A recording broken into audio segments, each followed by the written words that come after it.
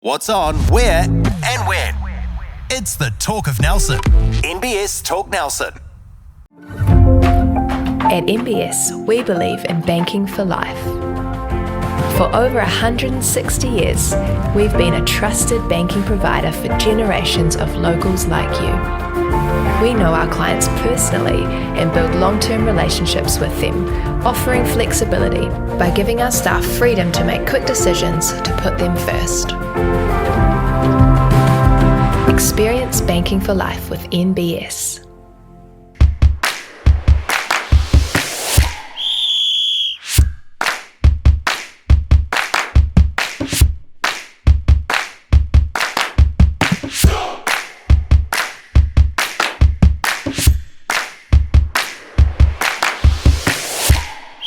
Welcome to Football Focus, your prime source for all things football on the top of the South. I'm Chris Butler, and back with me today, Neil Connell. Great to have you back, mate. Good to be back. Nice to see you, Chris.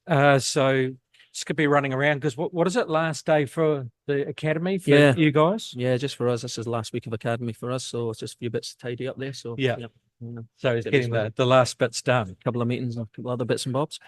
Must give a big shout out to our venue sponsor, the Turf Hotel on Main Road, Stoke. Don't forget to check out their Facebook page for all the things that are happening this weekend, including the big meat raffle on Sunday, and also big shout out to Mark and the team at Sheehan Financial. Well, really, today's episode is the last episode of the season, would you believe? We could go all year because there's still lots of summer football on and the Premier League, but we need to recharge the batteries, and there's some summer stuff to talk about as well. Yeah, a little bit. Still, the juniors got a little bit of football coming up as well, so it still keeps going. But it's gone quick. Season's gone real quick. It has, yeah. And this would be our longest season that we've had. We've done more podcasts this season than last season because we started a little bit later. Interesting that we were talking about the end of the Premier League, and then not long after we started talking about the start of the Premier League, so they don't get much of a rest either. Champions League in between as well. Yeah, that's right. Europa League. Yeah, It's I know. It's all go. So we do get a chance to enjoy the Premier League in the summer break, but then March-ish, we'll be back knocking on the door to start a new season. And we do it all again, but let's have a bit of a wrap-up for the season, a review of this year. First of all, we must give a shout-out to FC Nelson, who did decide to take on getting the opportunity to go into the Southern League, and they took on Wamakariri, and a great result in the away leg for them. Yeah. They managed to pick up a 3-2 win against these guys, and, it gave quite a bit of hope because we have actually performed pretty well at Guppy Park. But I think what happens is these teams who, let's face it, Wamakariri did win the Christchurch League quite easily as well. Very competitive. They won that with a few to spare as well, like Wamakariri. So it just shows that even the gap between the championship down here and the top teams in Nelson is not that great. That's right, and there's a lot more population, a lot more teams involved. So we do expect that, perhaps they get a bit of a surprise. Perhaps they think, it's only Nelson, and they get tipped up. And then, as a real focus for them, it would have given them a big scare. But I think Bridie would have been feeling reasonably confident. He was able to bring in one or two players that couldn't make it to Christchurch. So Lebu was there? Yeah, they had Lebu in there. Mark Johnson obviously missed out. I think he injured his ankle again down there. Billy Scott came back in, so bit of strength, that good experience in there as well with Lebu and Billy. Yeah. And I don't know his name, but there's a Japanese player that he's had come in this season. Very, very handy. Yeah, good player, technically very good. And I don't think he played the Christchurch League, so they were boosted. I mean, Chris Main didn't even get a spot in there, and he's been a regular. So.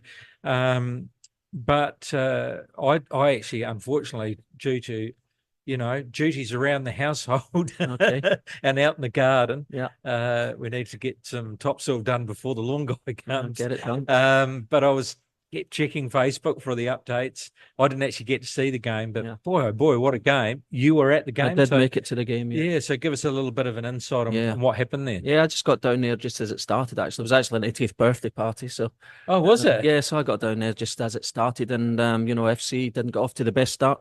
goal inside the first couple of minutes, put them on the back foot a little bit. But thereon after, I think FC took control of the game in that first half and going at 1-1 level at half time. Second half, and it was fairly even, I would say. A fairly even game. And then I think it was about 7-10 minutes, the goals were scored. And Wamakariri getting that vital one well into injury time, 5, 6, 7 minutes into injury time, and that sends it into extra time. And no fewer than 10 yellow cards in the game. Wow. 10 so yellow it was really cards. competitive. Yeah, right. It was competitive, but I don't think it was that sort of game. There was a lot of cards shown. Paul Brownie, BB, obviously getting the red card earlier on the game, so Mark Johnson took up the coaching role. But the game goes into extra time, and both teams had chances, and then it goes to penalties, and then it's luck of the draw, really, isn't it? Who can do it? Because on aggregate, FC were one goal ahead, wasn't it? Yeah. So and I think I saw the score at one point was 4-3 in extra time. Yeah. And then TJ gets this free kick. I think just outside the box. Yeah, good free kick, wasn't it? And he peeled it actually around the outside of the right hand side of the wall into the goal. And he didn't go charging off down the road celebrating. He cool and calmly just turned around as though it was an everyday day job. But then it comes down to penalties, and that's just anyone's from there. So heartbreak for FC. It was. I mean, literally, when TJ put that one, I thought that would have been, so. And then they go up the park and they get, I think it was, as I said, 4 goals scored in like 7 or 8 minutes. So it was crazy to get into the game. But, FC take loads of positives from their league campaign. And obviously they realise they can compete with the top of the teams down in Christchurch. And maybe they go again next year. Who knows? Yeah. They would have interesting development this year, because I think it's the first time really where the team who hasn't won the league but has now a license FC's decided, no, we're still going to give it a crack. And then it turns out that Wanaka had a license, so they wanted to actually have a crack. So now why Makariri have to go down to Wanaka and take on they play, or maybe it's in Christchurch. There's 2 legs again. So I think initially, if FC had gone through, they had arranged to play Wanaka and a one-off in Christchurch. I think that was the arrangement that was made. So unfortunately, FC haven't made it. So I think now it's going to be first leg on Saturday at Wamakariri at Waimak, and then second leg a week later, so 5th of October down in Wanaka. So it's interesting to see what comes out of that. Yeah, and it's interesting the regions now, where you don't actually have to win a league. The regional sides are getting an opportunity to challenge. So whoever wins the Christchurch League must think, what does it take to get there? But it's the same in Wanaka, because Mosgiel, Mosgiel won the league down there, so they didn't want to go up, they didn't want to do it. So Wanaka then get the opportunity. So I guess, people, there's 2s and 4s from it. I mean, people say if you don't win the league, then you don't deserve to go up, or you don't deserve an opportunity. But I think, if teams are thereabouts and want to challenge themselves and want to progress, then I think it's fair enough for teams to have. And also, it must give Rangers a bit of heart. I know theirs is a financial decision, but they must think, geez, we could compete in that level. I mean, obviously, you have to then go on to do it week in and week out, and that's where the challenge comes in, not only with player base but also financially. But it's good that the sides are giving it a crack, and also I think probably for whoever ends up in the Southern League, they haven't just suddenly been launched into the league. They've actually had to go to a bit of a challenge. It's not easy to get into the league, and therefore perhaps better prepared to take on the well-established sides in that league, perhaps. Yeah, there's a whole load more goes into it as well. Club licensing and things like that, coaching qualifications. We've just recently done our application for the men and the women, and there's a lot goes into it. There's a lot more than just financial side of it. And to be fair, the financial side of it might be one of the things that might be the easier side of it, because it's cost equalised now. So and you can get that through various ways. So but the actual club licensing, what clubs require, what you need to actually go into the league, is quite a lot to it, more to it than people think, I think. And in a way, it's a bit of an audit on your club, isn't it? So, so positions, getting your club into a position where you're ticking the boxes and meeting the standards that you need to meet. That's right. Yeah. That's right. So even, your reserve team, C licensed coach, obviously first team coaches, B license, goalkeeper coaches, academies, facilities. There's a whole load goes into it. So. Jeez, there you go. All right, so hard luck FC, but good crowd down there, by the way. I thought right. Great day, great crowds. The sun was shining. So yeah, we all enjoyed it down there. Unfortunately, FC didn't make it, so we were cheering them on, to be honest. Yeah. Another day we wouldn't have to travel. Hopefully, we were, Yeah, but that's right. so the positive now is hopefully, I believe if Wanaka win, they will play in Queenstown. Oh, Their home really? games. Yeah, Wow. so that's what we've been told. Or that's Wanaka's just that little bit further. Jeez, So if you haven't rather a trip to Queenstown than Wymack, but no offense, Wymack, but you know, well, and also, I mean, you've had enough trouble trying to get in and out of Dunedin, let alone now Queenstown with Yeah. the snow. Yeah, I wouldn't mind getting stuck in Queenstown. Yeah, well, that'd be all right. As long as we That'd get be down there, that's fine. We just worry about it afterwards, won't we? all right, so Hard Luck FC, Yeah. congratulations on giving it a crack, and there's always next season, so Yeah. that'll be interesting. Yeah, good luck. Bit of a wrap up for the season and women's division. So, yeah, probably you'd have to say, obviously, Hot House Richmond Foxes took it out again. Yeah, too strong, aren't they? Yeah, and they managed to sort of, after having a bit of a change in leadership, they managed to pull it together and still maintain that dominance. But you'd have to say it was more competitive this year, Yeah, good wasn't it? numbers. Good numbers. Not many cancellations. Lots of girls in the game, which is what it's all about. It's getting those younger ones through. As we said, Foxes, still too strong in the end, as you would imagine. But as for us and like our reserves did really well. We're getting a lot of young girls through there, so that's getting young girls into the game and giving them a competition to play is really important. So I think all the clubs are realising that. And I think, Tahuna will definitely be heartened because they definitely had a boost player-wise, but they, I can't remember, it was either third or fourth that they got on the league. Then, of course, not far behind, we had Golden Bay, Shield Maidens. They were, they're just getting stronger and stronger. And Mapua, they had some pretty good results as well. Motueka got their first win, correct, for the season. Yeah. And Diamonds, it really is for FC Diamonds a rebuilding year. They have been quite strong in the past, but they again, a lot of young girls in that team as well. So and it takes time, doesn't it? So they'll learn a lot from this year, as will our reserve girls. And say the Foxes' experience probably tells in the end, along with the Swans and girls like that. But it's all about getting girls involved in the game and keeping them playing football. Really. Well, that's right, and it's all cyclical, and Diamonds will be back stronger than ever. So it's actually turning in potentially to quite a competitive league. Yeah, and I think the Mercy Law brought in the factor now that they can still have a competitive game if it goes that way. But ironically, when they had that meeting and decided on that, the second half of the season they didn't really need to call it in. Yeah. So that just goes to show that teams are getting stronger. Well done to all the teams. Men's division. So again, another very competitive league. There were really 3 or 4 teams. Yeah, we remember halfway through the season, we had about 5 weeks to go, or whatever it was. We were sitting here talking about the difference it could make in the odd game here and there. And that's right. But Blenheim Rangers obviously too strong again. Season unbeaten. Yeah. Cup double. So they're really the team to beat at the moment, I would say.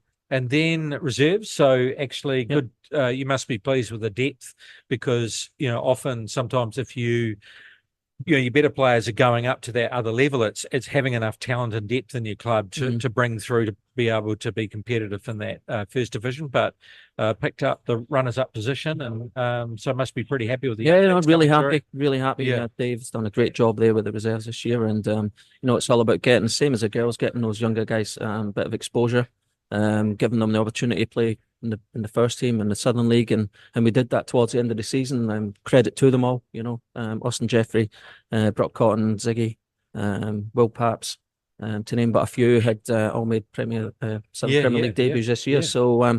So that's what it's about for us, and they've done well all season. It could have went either way, but I think, as I said, Blenheim just a bit of experience, and they're probably the team to beat. Yeah. And good depth within FC because they fielded 2 first division sides. Karini, who were very competitive this year, I think got 3rd or 4th, maybe 4th. Yeah. And FC Nelson, as usual, previous title holders were in the mix with 3rd as well. So goal difference only. Yeah, So, exactly. There's Very not much tight. in it. There's not much in it at No. all. So that bodes well for depth. But then we go down the table a little bit more and we start talking about the Goats. Golden Bay Goats had a couple of great results. They beat the reserves in a cup game. Tahuna didn't quite get the goods, but man, they were so close several times. A few times, and the same with Richmond as well. Yeah, A lot that's of young right. young players in there, and they'll be better for it with a year under the belt. And Motueka are a young side, and if they're able to keep those younger players together, they'll grow and come through. So again, looking good for next season with numbers, depth, and talent. Be interesting to see what the actually configuration of a league is, whether it stays the same amount of teams, whether it's less, whether they do different configuration with the rest of the leagues, and so that will all be conversations that will be had during the and I think now that we've got used to the promotion relegation scenario, I think people are getting used to that. I know some of the senior sides that didn't good footballer sides, but not really that serious. If they win the second division league, they have to jump up to. But now you see second division very competitive, hard to win that league, and and even then, say if you look like a team like Locomotive, some of those more senior players are now content with third, fourth division, and they're fielding a younger side with the potential of coming through promotion. So, it's going to be interesting how they keep that going. But nobody's getting any younger. No, and we lose players as well, and not all teams are the same. They lose players, and but guys are getting older, and sometimes they just want to play where they're comfortable, and so it's a difficult one. And we must shout out to seconds, third, fourths, and of course the Masters. They are the backbone of the clubs, and it sounds like another good season. Cup day at Richmond was fantastic. Yeah, it was a great Big day. crowd. Great day. So rain held off just to the end. So good day. Yeah. Okay, well, let's move on to Southern League women, and probably mixed seasons, you'd have to say, because they actually started off in the first part of the season when they're playing mainland. They made it through to the top three, and they were actually performing pretty well. But then one reason or another, more competitive as you're going into the Southern League because you've got the Dunedin mix, and it's pretty tough. But just got a little bit too tough for them towards the second part of that season. Yeah, but it's the qualifying league is it's obviously, like you say, it is a step up. So they did really well in that. Obviously qualified, and then just that step up this year with losing some strong players. We spoke to Jasmine and Shannon on here on the podcast, and they had left for America. So once you lose one or two really important players from the side, especially in the girls format, then it is really difficult. And obviously the travel aspect, onto Dunedin, other things like that, it is difficult. But the girls will learn a lot from that this year, and hopefully they can go one better next year, and hopefully pick up one or two wins, and that would be progression. So. Yeah, that's right. And that's what it's all about. It's learning from those experiences, and well done to Geezer and the team for another season, and look forward to seeing what developments happening next season. Southern League men and fourth, managed to secure fourth. And I guess the sum up of the season is probably not too different the previous season, although potentially a little bit better, but some missed opportunities, I guess you could say. Because I guess I'm saying that because you'd say, well, if you look at Christchurch United, Coastal, and Cashmere, they are a class above. But why I'm saying missed opportunities is the fact that towards the end of the season, you had some fantastic results against some very tough sides. So it actually showed where you're capable of performing. And so therefore you must say to yourself, well, we are capable of knocking on that second spot. And we spoke about it as consistency, isn't it?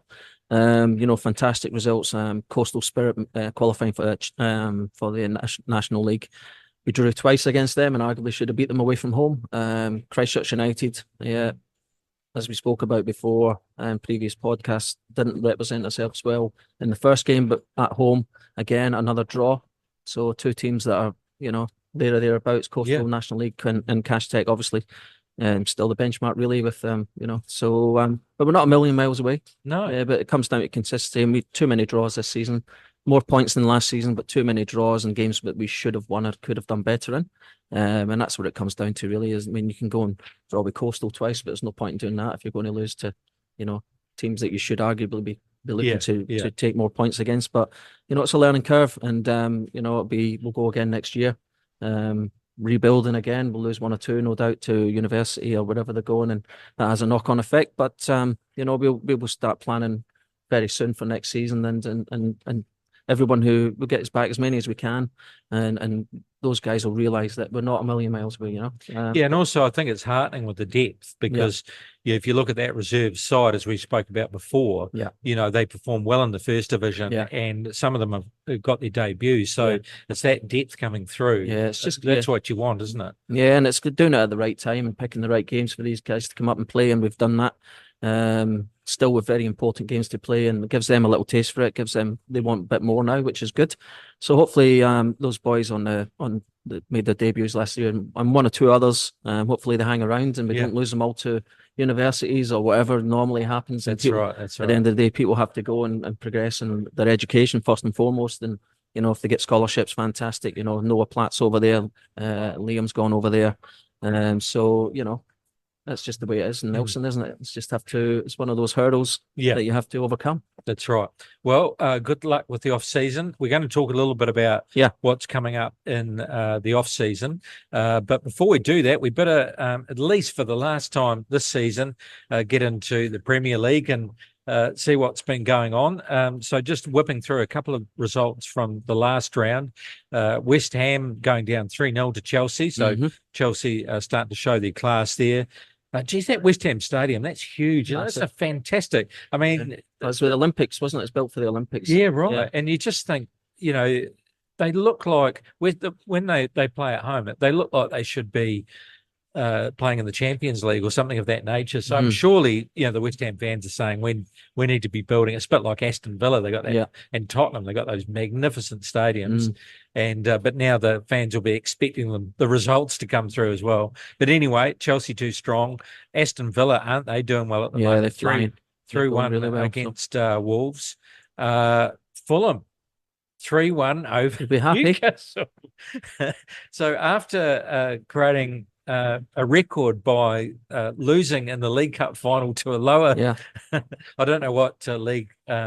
I can't remember the team they play, but they were in League One or something, and it was the record for the most amount of penalties in the cup final. Oh yeah, we watched it. Oh dear, yeah, 16-15, wasn't it? Yeah, something like that. Anyway, and so I saw a little video with the Fulham coach saying after the game against Newcastle, what were we going to do to respond? You've been embarrassed. Now what? 3-1 against Newcastle because Newcastle have been travelling so well, haven't they? And there's no way I was expecting that. I was hoping for a draw, and I thought 3 points at home, that one. Oh, massive. Man, to pick that up against Newcastle. Of course, now they've got to try and make sure that some of the sides lower down, they still pick up those points. Southampton 1-1 with Ipswich. They both would enjoy the point, but one of them really would have dearly loved to have 3 points there. So that was a great match. I did watch that one. Tottenham will be happy. They got a bit of a scare. Brentford went up early. Yeah, needed that one. Big Ange under the pump a little bit. I know. But they did finish strong in the second half and put that away. But all to do. Leicester City, again, two sides that both of them really need 3 points. Everton, it's just massive club as well. I know. Massive stadium getting built. So I know. Yeah, that's right. So obviously that's going to be interesting. Liverpool still travelling pretty well, 3-0 over Bournemouth. Crystal Palace drawing with Man U. Yeah. Geez, so the heat on Man U must Selhurst Park's not the easiest place to go and play football. No. Crowds right in on top of you. So do you think they'll stick with Eric right throughout the season? I think at the moment they will. I mean, they'll be happy where they are at the moment. Till next week. Who have they got next week? Well, we'll go through that. Brighton took on, and isn't Nottingham Forest travelling well at the moment? They're going well. Yeah, they're going well. Wood getting a penalty. There was Brighton again. A bit of a tutu towards the end of the game. Was it both managers got sent off or one? I think it was the Portuguese one. The fella got sent off, but it was a bit of a kick off at the end. Yeah, there was. Player sent, coach sent. I think it might have been two coaches got sent. Yeah, I think that's what it was. And there was a tackle at the end of that game that kicked it off. So they'd be happy with that result. And Man City and Arsenal. And then, I didn't think very sportsmanlike, a few digs at the Arsenal players after the game. Yeah. And I just thought, niggle all the way through the game. Niggle all the way through, which you don't mind, it's competitive. And I thought, okay, so you may be dominating the league, but keep a lid on it, just because potentially once you start getting too proud, what do they say? Pride before the fall. Mhm. If Arsenal later on tip you up in the season, it comes back to bite you, doesn't it? Yeah. So, Yeah, there was a lot of things picked up in that game. Obviously, Man City were delighted with the late goal, but Haaland hitting, who was it? He hit in the head with the ball after it, threw the ball, hit with the back that's of the right. head, Yeah, and then that's right. and then all the after stuff at the full-time whistle on the middle of the pitch, which is picked up by the microphones now, of course. Yeah, that's right. Haaland telling Arteta, be humble, Yeah, and that's then right. and then it all goes off. But yeah, but you don't mind a bit of niggle. It shows people care. Yeah, And you go back to the old days with, you say Roy Keane and all those guys and Patrick Vieira, and everyone looked forward to that game. What's going to happen? What's going to happen? So this is going to be, the next, when they're getting back at Highbury, what's going to happen there. So all eyes will be on that. It'll be a fantastic one to look forward to. So it'll be interesting to see what happens there. So here's the lineup for this coming weekend, and this is interesting because Newcastle wouldn't have expected to go down 3-1 to Fulham. No. I don't think. Now they take on Man City at home. Mm-hmm. What are you going to do to respond? Which is usually the question. This will be interesting. That'll be a banger. That'll be a cracking game. So and Newcastle, Phil Thompson will be going. It's going to be easy. It's going to be 2-3-1. Well, it could well be. There's nothing stopping Haaland. Newcastle are travelling pretty well at the moment. If you're going to respond and it's end and you want to put a name on it, So who knows? Chelsea, Brighton. It'll be Chelsea. They're strong at the moment. Quite well. They're going well. Brentford, West Ham. So it doesn't get any easier for West Ham. No, it doesn't. That'll be a draw. Everton and Crystal Palace. Yeah. Everton at home. Yeah. They need to win badly. If anyone needed to win, it's him at the moment. So you would hope they would get up. Everton would get up for that. But Palace a good side. Good players. Traveling well at the moment. So might be a draw. Another draw. Arsenal, Leicester City. Well, Arsenal are just going to be too strong, aren't they? You would think so. Yeah. And here's mixed feelings. I love seeing Chris Wood perform and Nottingham Forest doing well, but it's against Fulham. Well, confident high after last week. Well, I'd back myself. Beat Newcastle, you can definitely go away and get something there. Can't you? You'd hope so. But Nottingham Forest travelling pretty well. They are. Would I be prepared for a draw just to see Chris Wood get one and my home team get a point? No, I still want the 3 points. Yeah. Wolves, Liverpool. So Liverpool travelling pretty well, aren't they? Yeah. I think Liverpool get one now. Aston Villa, Ipswich Town. So Ipswich needed 3 points, but Aston Villa third on the table at the moment. Yeah, they're flying. They are going good guns at the moment, So can't see much more than a Villa win there. But you just never know. There's some crazy results coming out at the moment. So, and just when the pressure of Man U drawing with Crystal Palace gets any more, now we've got Manchester United at home versus Tottenham. Yeah, and both managers under the pump. And both managers under the pumps. Yeah. So what would you call there? Oh, you just don't know, do you? That could be a draw, couldn't it? It could be, but Man United could turn up. You just never know. Tottenham can turn up if they're firing, but it could be a draw. It could be a lot of draws this week, but I'll stick my neck out. I'm going to go for Tottenham, my boy. Oh, yeah. Second half, late surge, big Angel. Ball. He'll get it. Eric will keep calm and just have no emotion. Yeah. But Big Angel get up him. He'll have to. Yeah. Bournemouth and Southampton. South Coast Derby. Yeah, and again, both needed 3 points, don't they? Yeah, definitely do. And definitely fairly even matched on the. Fairly even. Yeah, hard one to call again. So you go with the home team. Draws all around. All right. So Neil, tell us a little bit about some of the things that might be happening over the summer period. So I've just made a couple of notes here. Obviously, the Tasman Rep tournament starts this weekend. So 10th grade in Nelson, 29th and 30th. 11th and 12th grade over in Blenheim, 4th and 5th of October. 13th and 14th over in Blenheim on the same dates, and 15th and 17th, sorry, I should say, down at Saxton's, same dates, 29th, 30th of the month. And also down at Saxton's Jack McKnight tournament, 2nd to the 4th of October. So plenty of football on this weekend. Still goes for the young boys, so get down there and support all the boys and girls playing football. Geezer's still got the under 17 still playing, yep. So they've got two wins from 2, so they're going well. They got a tough one this weekend. So they're playing Otakari, which is a combination of Ferrymead Bays, Coastal, and all those teams down there. So Yeah, they're top of the league at the moment. Right. So if they can get something from that, they'd be looking good. So I think the top 2 qualifying in that in the National League. So get something this weekend, and then see where they are after that. And then, in most places, I know at Saxton, I know at Neil, I'm not too sure what Richmond do, but obviously the Summer League football, which was popular, so that'll be kicking off soon. Yeah, summer football starts. Neil Park, FC Nelson won, and also Nelson Suburbs. So yeah, lots of numbers in for that. Normally quite well supported. Yeah.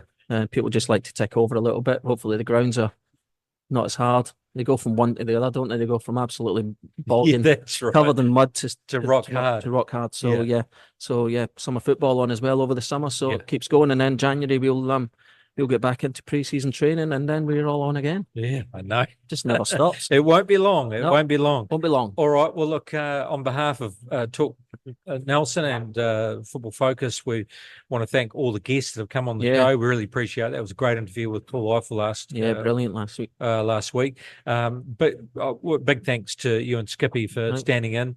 PB helped us out last year, but his courier run doesn't get closer to this. Yeah, so he was unable to make it, but we'll catch up with him in the new season. But it was fantastic to have the opportunity for you and Skippy and others to come in to help us out. Yeah, great. I really enjoyed it, to be honest. It's a good thing that you're doing, and I know a lot of people, we get some reports on it when we go down and play in Christchurch. So really? So good. people do take notice, and it's just great to have a voice every week out there for local football in the region. It was funny because I was speaking to a client yesterday, and they were in Golden Bay on the west coast side to Hapu, and we were talking about something on their website, and in the end she says, "Oh, keep up the good work with the podcast." Yeah, that's brilliant. It's interesting. It's interesting, isn't it? People still tune in. They still want to know what's happening locally. Yeah, no, it's really important. It's really important. So I've had nothing but good reports about it. So you're doing a fantastic job. Great guest, mate, as always. Mate, I need you. Well, that's right. I need the talent. So if I don't have the talent, I don't go anywhere, do I? So, so good on you, Neil. We really appreciate it. You're welcome. And we really look forward to doing it all again next year. So that's it, the last podcast for season 2024. My thanks to everyone during the season, especially Bayes Journey, who are our naming rights sponsor, the Turf Hotel, fantastic venue sponsor, and Mark Sheehan and Sheehan Financial, the crew there. They've been fantastic as well. So we really appreciate their input. You can catch this still and other podcasts on MBS Talk Nelson, on our social media channels, and also on Spotify, MBS Talk Nelson. Have a great summer. We will be doing podcasts on other subjects, but then as we get near a new season, we'll be back for another edition of Football Focus. So enjoy your summer, and we'll see you back for season 2025.